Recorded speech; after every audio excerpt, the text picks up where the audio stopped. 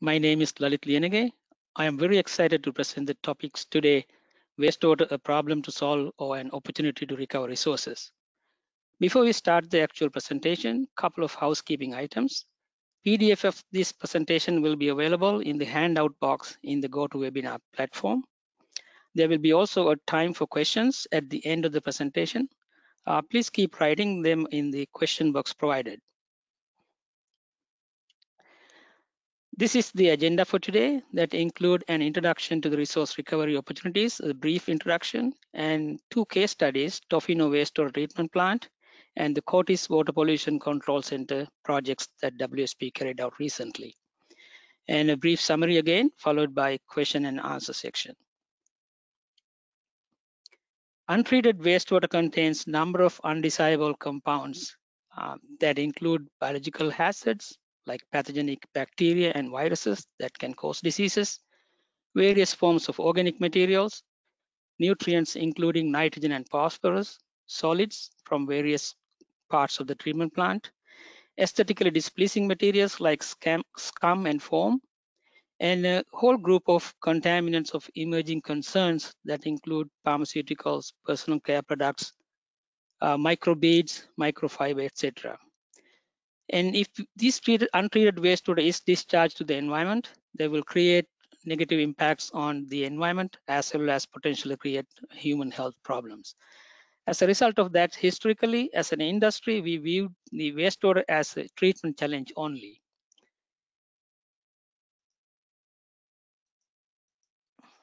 However, there are a number of opportunities to recover resources from wastewater. The resources include treated wastewater itself can be considered as a resource that can replace the fresh water, and the organic materials present in the wastewater, nutrients, as I mentioned earlier, nitrogen and phosphorus, and energy. Energy is available throughout the wastewater plants in various forms, and that can be recovered as well. And solids itself can be resources in some occasions. As a result of that, it is changing the way we look at the wastewater compared to the past. Today, I'm going to talk about case studies demonstrating the three different areas: treated wastewater reuse, nutrient recovery, and energy recovery from wastewater. So when you look at the treated wastewater reuse opportunities, common reuse applications include as utility water at wastewater treatment plants, and the treated wastewater also can be used for landscaping and dust control as common applications, as well as the industrial reuses such as for cooling water applications. However, proven technologies are currently available to treat municipal wastewater to a very high level, actually than the current drinking water standards. As a result of that, in many parts of the world, particularly the drought-ridden areas like California and some part of Australia, the treated wastewater is actually used to replenish the raw water sources, such as the groundwater and the other potable water reservoirs. Again, when we look at the next item, the nutrient recovery from wastewater, nutrient can be recovered again from wastewater in a number of different ways. Treated wastewater itself contains nitrogen and phosphorus and can be used for irrigation, for example, to recover nitrogen and phosphorus. In biosolids, nitrogen and phosphorus is available in large quantities and can be utilized in many different ways. We are going to talk about some of those things later on. As liquid fertilizer, for example, and also phosphorus can be recovered from various streams within the wastewater treatment plants in the form of struvite or the crystals containing phosphorus. Due to the scarcity of phosphorus minerals, phosphorus recovery from wastewater may be mandated in the future. As you may know, many countries, including European Union, considers the lack of phosphorus in the future may be one of the highest risks for the food security in the world. And as a result of that, phosphorus recovery is gaining significant interest from the political circles as well. Energy can be recovered from wastewater in a number of different places, like biogas from heat and electricity generation. And from biosolid itself, biosolids is hot when it comes out of some of the process units and can be recovered as heat and also converted into fuel. We will look into some of those options in a minute. Wastewater itself can be a consistent source of heat and can be recovered quite successfully. And depending on the hydraulics and the elevation difference between the wastewater treatment plant and the discharge point, hydropower can be generated from wastewater treatment outfalls as well. Many of these energy harvesting technologies are actually quite mature. Also, there are several new emerging technologies available for a number of these areas. This slide shows some of the opportunities available for recovering heat from biogas. Just to get the, okay. You can see the anaerobic digestion process here, and the biogas is generated. And these biogas contain significant amount of calorific value. You can use directly for boiler applications, to hot water boilers, for example, to generate steam or heat. And it can be treated further at level 1, we call, and then produce. That biogas can be used for internal combustion engines like reciprocating engines to generate heat and the electricity. If we provide further treatment or the conditioning, that can be upgraded into what is called biomethane, or the pipeline grade natural gas quality. And that can be used for, can be put it back into the natural gas grid. If we further provide physical processing, that can be converted into renewable liquid natural gas, or the renewable compressed natural gas that can be used in fleet vehicles and other applications. Energy recovery from biosolids. There are a number of thermal technologies available. Again, we don't have time to talk about everything.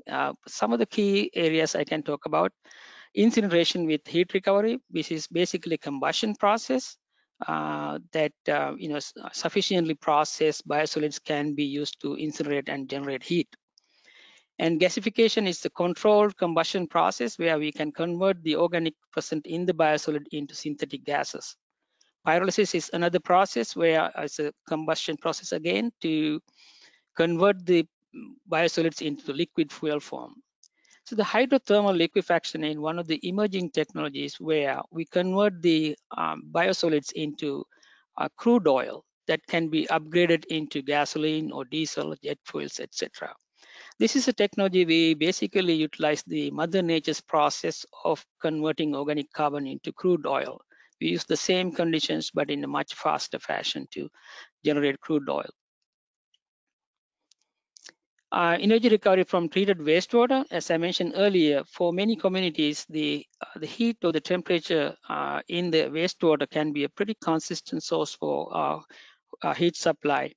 And the heat pumps technology that we are going to talk about later, it's a proven technology to harness those energy from the wastewater. Again, as I indicated earlier, micro turbine technology can be utilized to harness energy from the outfalls if there is a hydraulic head available between the treatment plant and the outfall. One of the differentiators for these technologies is that these two technologies, heat recovery and hydropower from the micro turbine technology, are applicable for both small and large facilities. So with that, we will going to talk about the first case study, Tofino Wastewater Treatment Plant. Tofino is located in British Columbia, Canada, in a community called Nanaimo, 3 hours from drive west of Nanaimo. It's a remote community with a popular tourist destination. In the summer, whale watching, surfing, etc. It's a popular destination. The project objectives included implementing a wastewater treatment facility, and the community considered that's a key social and environmental priority. To restore the shellfish harvesting, that was a traditional activity of the community, and also interested in climate lens assessment and resource recovery. WSP was the lead consultant responsible for this wastewater treatment plant design, conveyance system modifications, and resource recovery aspects of the project. We're working on this project for about 5 years. The scope of facilities included new pump station, new force main, new marine outfall, and a treatment facility including screening, oxidation ditch, secondary clarification, UV disinfection, and sludge dewatering odor control. Basically a secondary wastewater treatment facility based on the oxidation ditch technology. With respect to the resource recovery, looked at a number of different resource recovery options, and the desktop evaluation indicated the both effluent heat recovery and the treated wastewater reuse is economically viable and overall beneficial to the community. And these aspects were included in the design for the overall facility upgrade. The heat recovered from the effluent stream is used for heating in the winter and cooling in the summer the buildings. And I will show you a schematic in a minute. And the reclaimed water or treated wastewater was used for is used for plant processes and for general cleaning and irrigation. Again, calculations show that a playback period of about 10 years for the capital with the grant funding available for these green technologies. This particular project received a number of awards, including an Award of Excellence in the Water Resource category from the Canada Consulting Engineering Awards in 2018.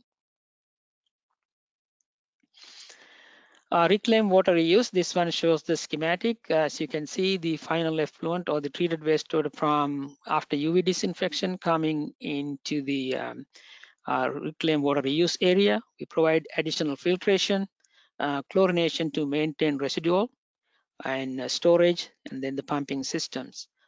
The British Columbia province is actually well advanced in the regulations with respect to the treated wastewater reuse, and the design is basically to meet those criteria depending on the applications. This particular application, the calculations show that we will probably saving 50 to 100 cubic meter of fresh water per day. Otherwise, we would have to use fresh water or the potable water for these applications. This one shows the schematics of the heat recovery system. As you can see, the treated wastewater is pumped through a heat exchange. It's a glycol-based heat exchange system to recover heat from the wastewater.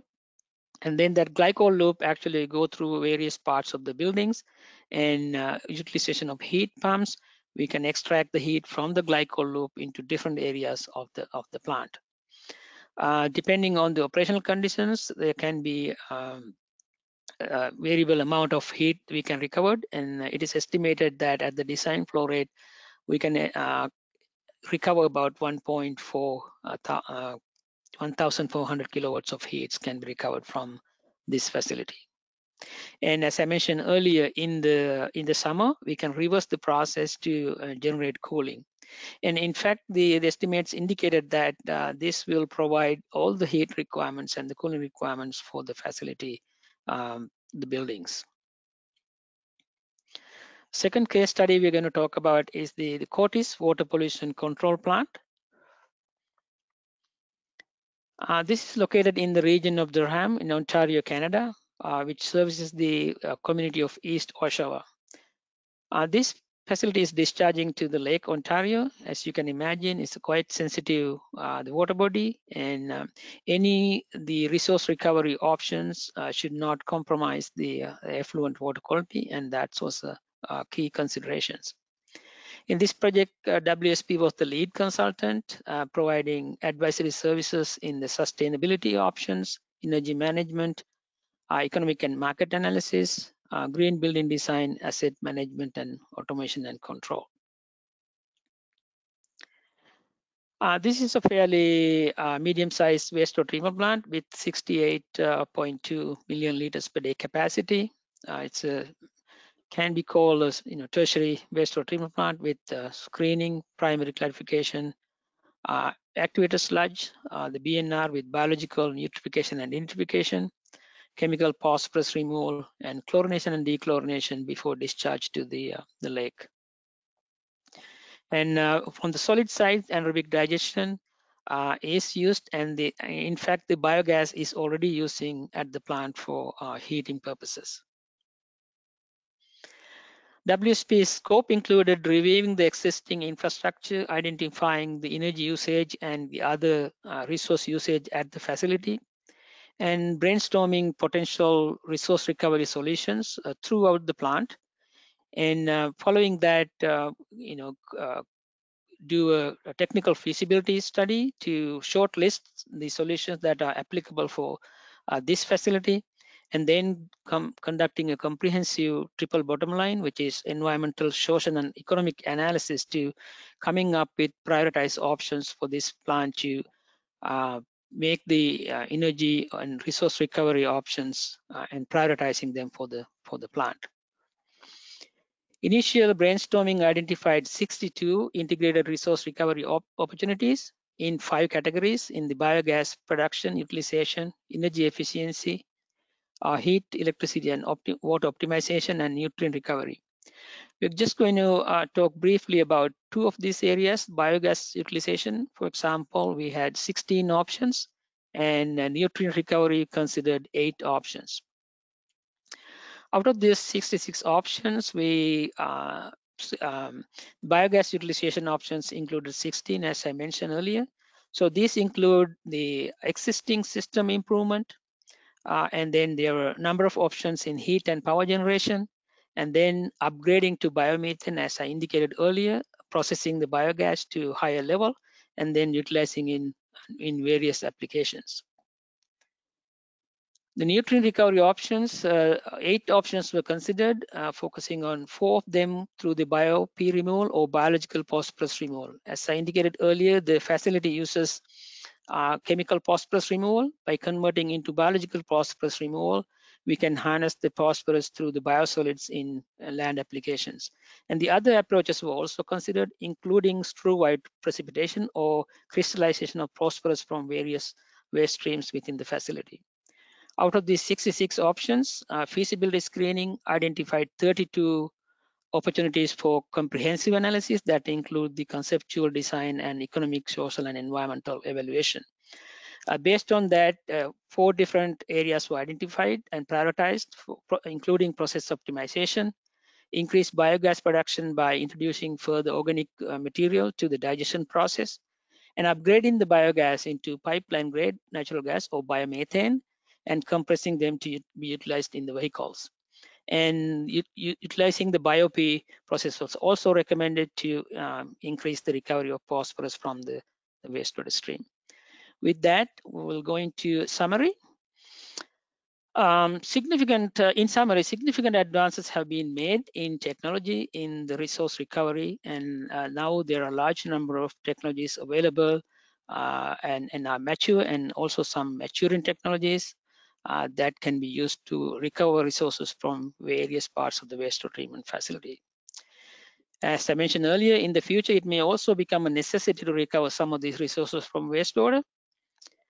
Having said that, there are still some challenges in resource recovery. We will talk about that in some other time, including the technology limitations, our attitude toward the recovered resources, and political will, and in some jurisdictions, the lack of regulations or lack of design standards.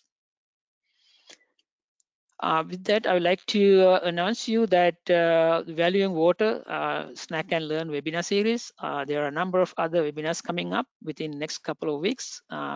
It's the list in here. Please consider joining them. With that, we'll open up for the questions.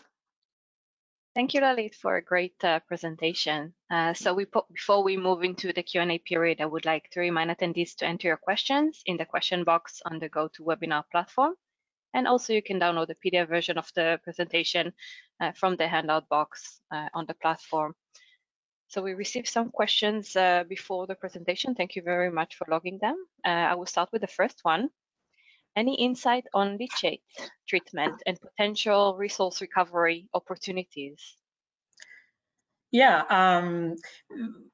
we don't have a specific nutrient recovery projects for leachate. However, one of the requirements for resource recovery is the low volumes and high concentrations of nutrients, which are generally the case for leachate. So leachate is a good candidate for nutrient and other resource recovery. One thing to check though, because leachate also can contain a number of other compounds that may interfere with the crystallization process, for example, phosphorus recovery. I would highly recommend to conduct a bench scale or pilot scale test to make sure that there are no that type of inhibitive compounds present.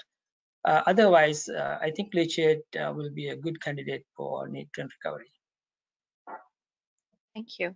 Next question. At what scale is the phosphate recovery economical?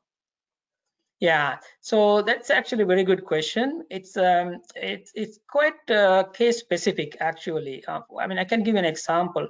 Generally, larger the facility, it will be more economical to recover phosphorus. However, even in smaller facilities, depending on the specific situation, it may be still economical. For example, we have a local project here where we send the leachate, so the supernatant from a lagoon for several kilometers of pipeline.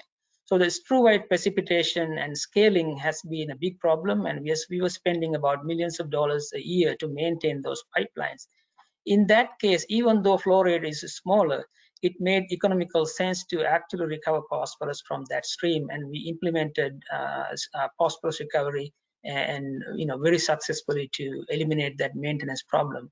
So again, the answer is that yes, generally the larger the scale, it will be more economical. However, in specific cases, even for smaller streams, it may be economical if you take everything into account, like all the other benefits of the nutrient recovery.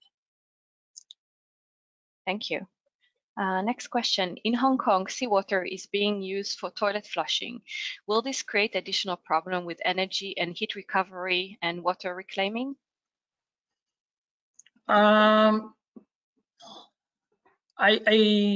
cannot think any major issue with that one with respect to the resource recovery. In fact, it may be beneficial with respect to the high nutrient content, for example, phosphorus content in the seawater. So some technologies, like if you are applying membrane technologies, may have some interference from the high total dissolved solids content in the seawater. Again, it depends on the ratio of the seawater uses in toilet flushing compared to the general wastewater. So it's somewhat difficult to answer in general, but it may have both positive and negative effects. Okay, thank you. Next question. Is there an optimum minimum size of plant? Again, it is depending on which resource recovery you're talking about. As I indicated earlier, the heat recovery from treated wastewater is very economical, even very small scale, and can provide the necessary heat and energy load required to maintain the buildings and the microturbine heat recovery. Generally speaking, thermal high-tech options for resource recovery from biosolids like gasification, pyrolysis, and crude oil production, those are generally economical in very large scale or regional scales only. But there are other, like treated wastewater reuse, heat recovery, things like that can be economical in smaller plants as well. Thank you. There's a question about the Tofino wastewater plant, the capacity of this plant, if you can mention. Yeah, it's designed for 3 million liters per day capacity. I believe the population is about 10,000, if I remember. With the tourist population as well, right? They was swinging from season to season, but the capacity is about 3 million liters per day. I hope that answered the question. Perfect.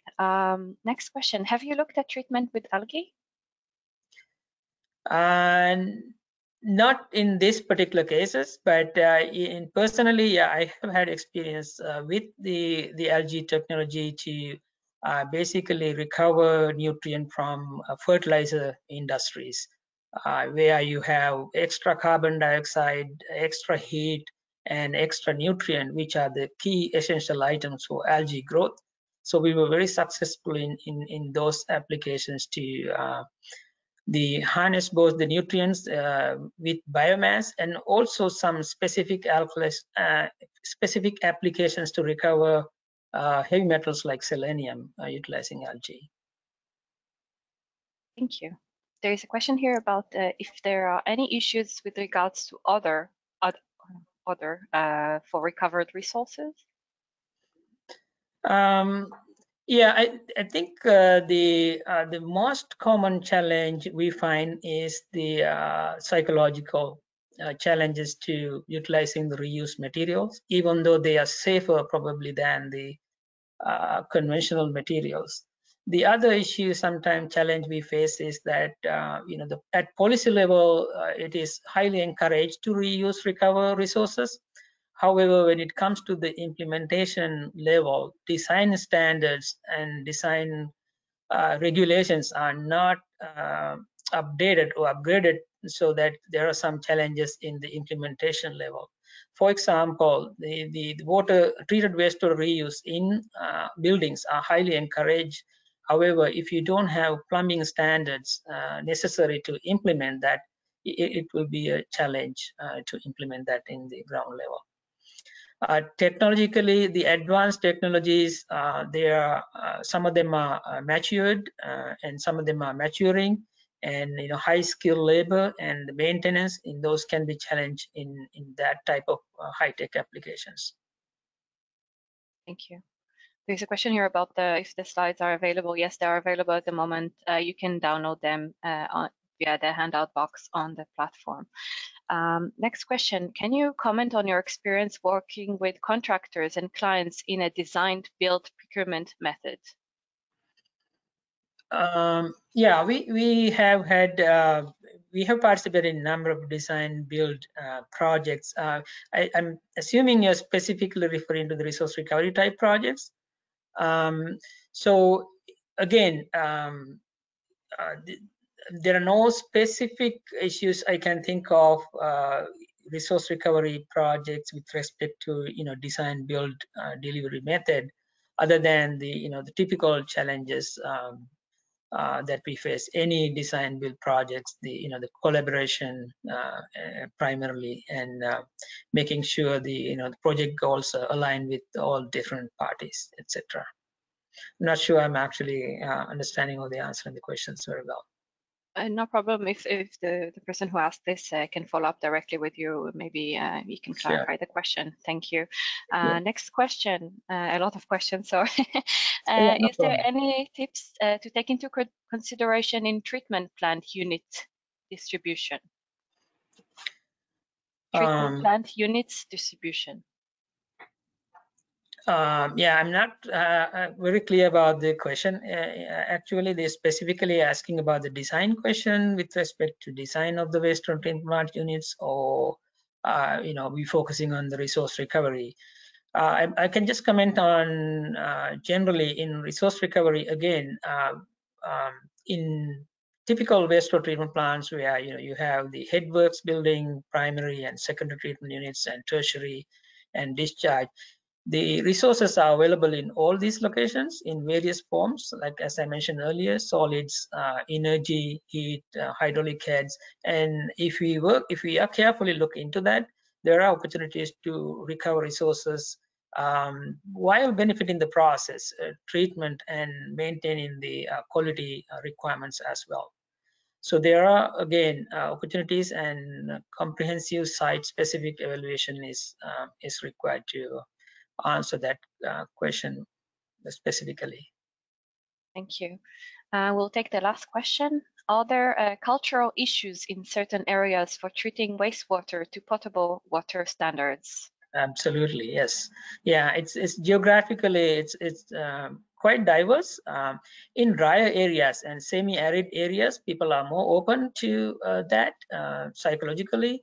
But in areas where, at least, I mean, in where I live in Canada, for example, we have a perception that we have unlimited amount of fresh water available, so we have the reluctance to utilize the treated wastewater as a result. Again, as I mentioned, it may be a perception, it may not be a reality. Either way, the psychological barrier very much, geographically and culturally diverse. In some areas, we have been doing this for thousands of years. In Asia, in some areas that I'm very familiar with, and they have no issues with that one. But however, in some part of the world, it is. But that's also changing as well.